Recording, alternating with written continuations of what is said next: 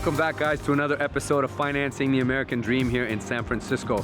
This city is one of those unique places that is a melting pot of both classic as well as modern and sophisticated. And being an international city, you're going to find lots of that shows up in the real estate. Today, we're going to feature two different aspects of real estate, more on the modern and brand new construction side of things, as well as something that carries a lot of character and a lot of history. This building behind me, 631 O'Farrell, it's known as the Hamilton. It was named after the Alexander Hamilton and is one of the very first, if not the first, buildings to be converted from a hotel into a condominium in all of the state of California. We're gonna go inside and meet one of its residents who happens to be a real estate agent here and sells a lot of units in this building. His name is Tom Cacciati. I call him the mayor of the building. Let's go check it out.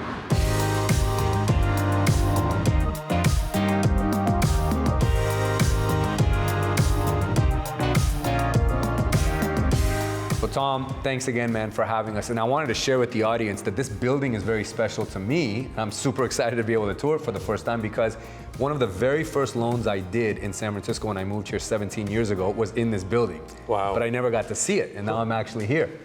I'm so happy to finally get you here. I've been talking about it for a long time, wanting you to see it, so thrilled that you're finally here.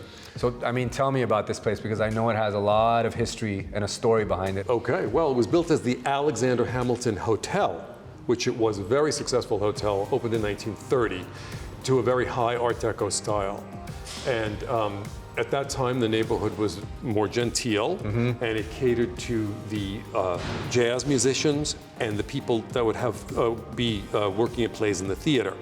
So they would come here and stay for several weeks or months at a time while their gigs. So it was sort of an apartment hotel. I'm very proud to say that Louis Armstrong stayed here in 1954 because we found a letter written on Hamilton stationery.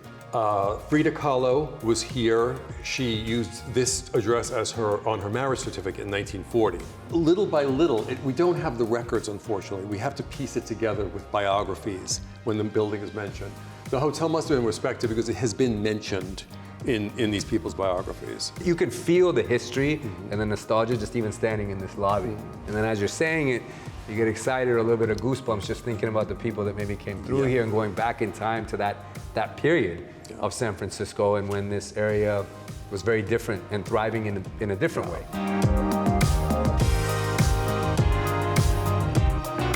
Tom, I appreciate you having us here. This was awesome to finally see this building and get a look at the inside. I hope it was everything you hoped it would be. It really is. So thank you. This was a real cool experience.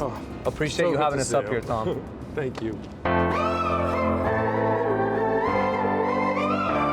All right, that was awesome. We just got a very cool look at some of the history of San Francisco with this very unique building. Now we're gonna see something on the opposite side as a contrast, which is new, modern, a little more sophisticated, and it's gonna be in the Mission District, so let's go check out these condos.